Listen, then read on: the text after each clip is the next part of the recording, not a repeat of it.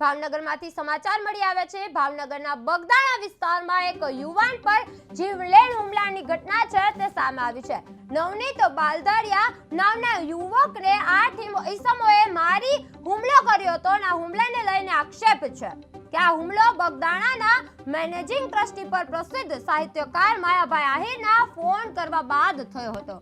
ઘાયલ યુવાનને કોળી સમાજના આગેવાનોએ હોસ્પિટલમાં જઈને ન્યાય આપવાની આશ્વાસન આપી અને પોલીસ કાર્યવાહી પર અનેક સવાલો ઉઠાયા હતા। આ કેસની તપાસ માટે તાત્કાલિક એસઆઈટી ટીમ બનાવી જેમાં અમરેલીના ડીવાયએસપી જયવીર ગઢવીની અધ્યક્ષતામાં તપાસ કરવામાં આવશે। બગદાણામાં 8 ઈસમો દ્વારા યુવાન પર હુમલો કરવામાં આવ્યો હતો। માયાભાઈ આહિરના ફોન બાદ યુવાન પર હુમલો કરવામાં આવ્યો હતો। કોળી સમાજના આગેવાનોને ન્યાયનો આશ્વાસન આપવામાં આવ્યો હતો। બગદાણા પીઆઈની બદલી તપાસ શરૂ કરવામાં આવી છે। એસઆઈટી ટીમ દ્વારા સમગ્ર મામલો છે તપાસ કરવામાં આવ્યો છે। બગદાણાની પીઆઈની બદલી તપાસ શરૂ કરવામાં આવી છે। આગેવાનોનો ન્યાય આશ્વાસન છે।